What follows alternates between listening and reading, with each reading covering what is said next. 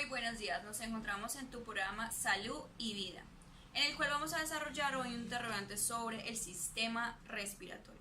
Vamos a hablar con dos doctoras, la doctora Alba, que es la que nos va a acompañar en la primera sección. Doctora Alba. Bueno, buena tarde. Gracias por la invitación al programa y espero poder pues resolver todas las dudas que vayan surgiendo a lo largo pues de la entrevista. Y nuevamente muchas gracias por la invitación. Bueno, muchísimas gracias, doctora Alba. Para comenzar, empecemos diciendo dónde se inician la vía respiratoria y cuál es su mecanismo. Bueno, con respecto a esa pregunta, se le conoce a vías aéreas o vías respiratorias a la parte superior del aparato respiratorio. Entonces, esa parte, pues básicamente en esa parte pues discurre el aire en dirección a los pulmones, donde se realiza el intercambio gaseoso. Entonces, pues si una persona está, digamos,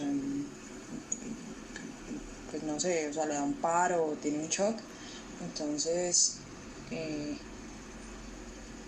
se le abren las vías aéreas para poder que la persona pues se pueda salvar.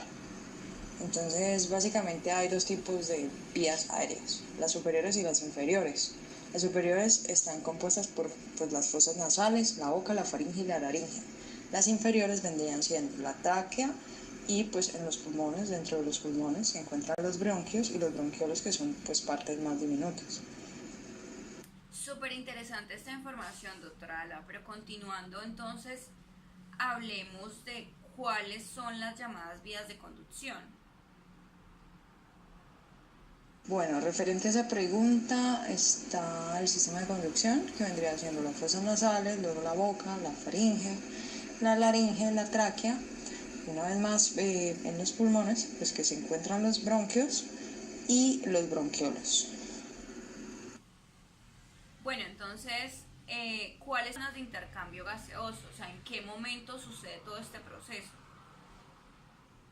Bueno, en cuanto a la zona de intercambio gaseoso en el sistema respiratorio, bueno, pues sabemos que lo que hace pues el intercambio de gases es proveer de oxígeno a los pulmones a través del torrente sanguíneo y eliminar el dióxido de carbono del torrente sanguíneo pues hacia los pulmones. Básicamente ese es el intercambio que se da.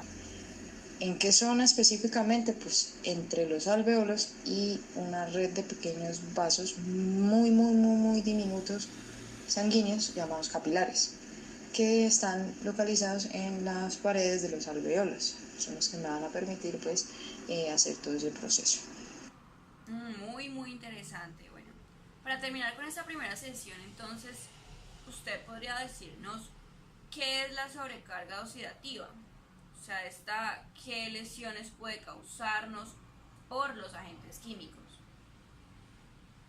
Bueno, en ese caso hay mucha tela donde cortar.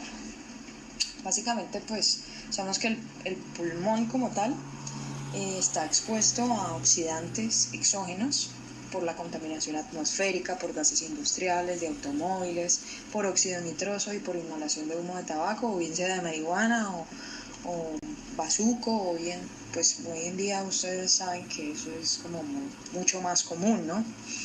¿Qué sucede? Bueno, el pulmón puede infectarse, bien sea por bacterias, por virus, o en su efecto por la acumulación de sustancias tóxicas que ingresan en él.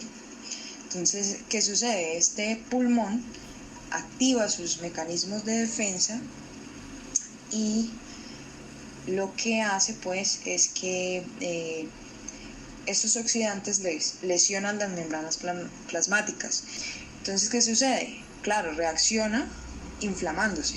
Entonces, los radicales libres deben ser equilibrados por un metabolismo de un ácido que está inherente pues en esa área, que es el ácido araquidónico. Entonces, los metabolitos reactivos en esas enfermedades, bien sea pues pulmonares obviamente, bien sea el asma, la fibrosis, enfisema, bueno, dependiendo de la sustancia, de la acumulación de la patogénesis como tal, lo que hace es pues tener diferentes sistemas protectores enzimáticos y no enzimáticos para anular o limitar el daño producido por esos oxidantes. Entonces, el estrés oxidativo tiene lugar cuando los mecanismos antioxidantes protectores no reaccionan adecuadamente. Entonces, ¿qué sucede? Hay una estimulación persistente, bastante contaminación atmosférica o de cualquier índole, bien sea sustancia tóxica, etc., lo que hace que haya una disminución de antioxidantes endógenos y a la final pues haya un defecto en los sistemas enzimáticos antioxidantes, lo que genera pues obviamente una consecuencia nociva en el organismo. Bueno, muchísimas gracias, doctora Alba, por acompañarnos en esta primera sección. Ahora continuamos con la doctora Carol Ramón. Doctora Carol. Buenas tardes, Marisela, muchas gracias por la invitación al programa.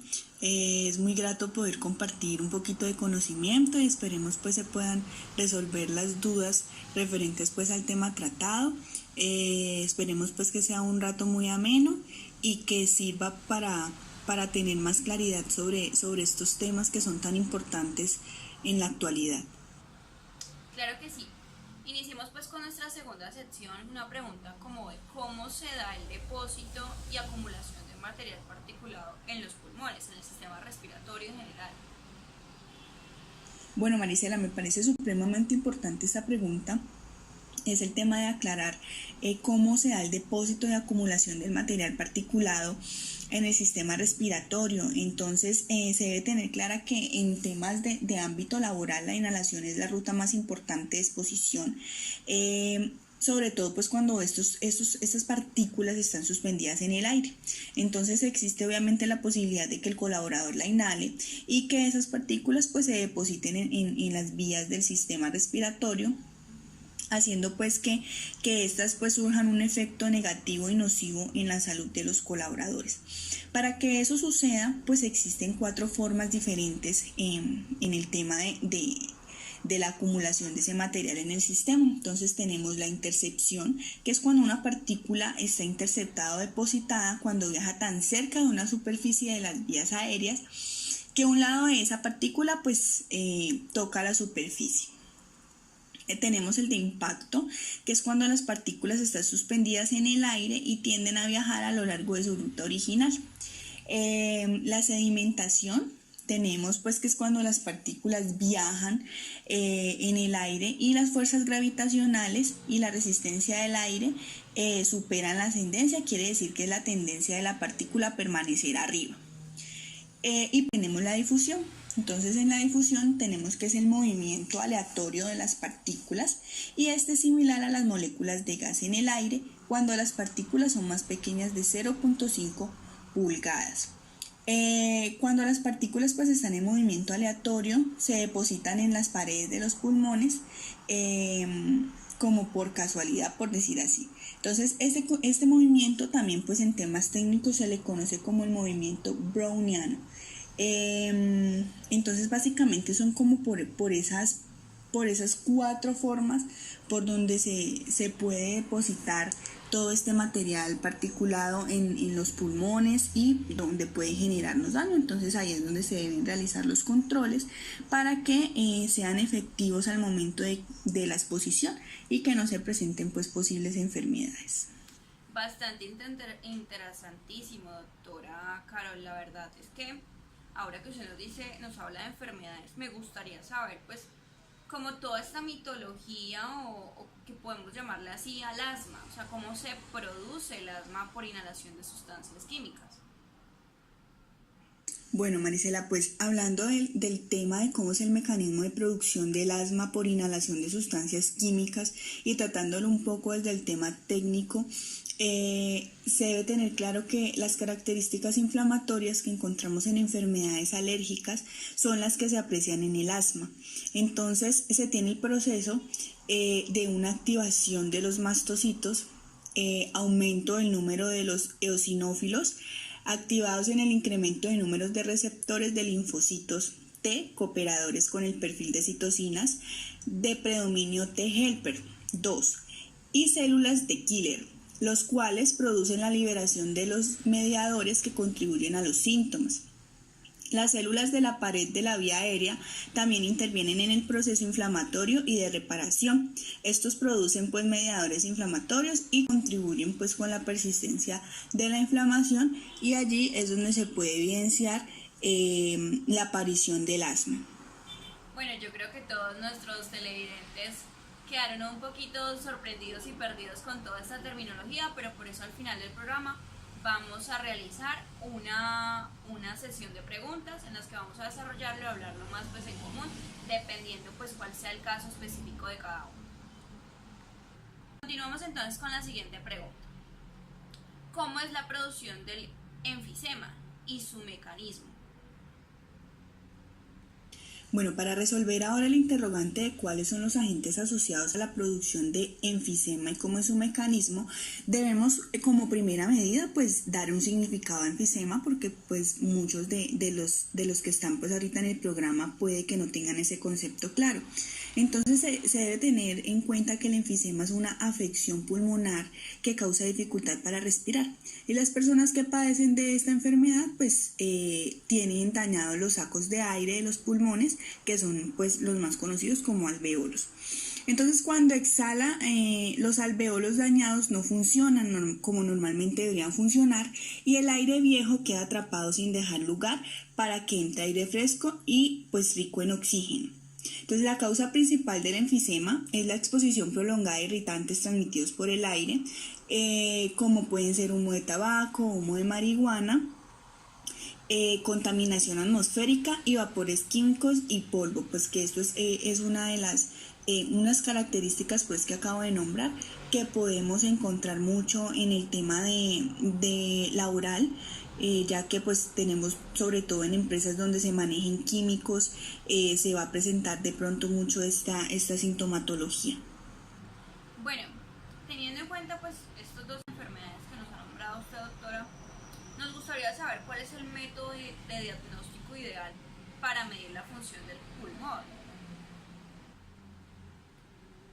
Bueno, ya hablando de métodos como tal para el diagnóstico de la función pulmonar, podemos hablar de la espirometría. Digamos que esta espirometría consiste en medir el flujo del aire, al medir la cantidad del aire que se exhala y qué tan rápidamente lo hace.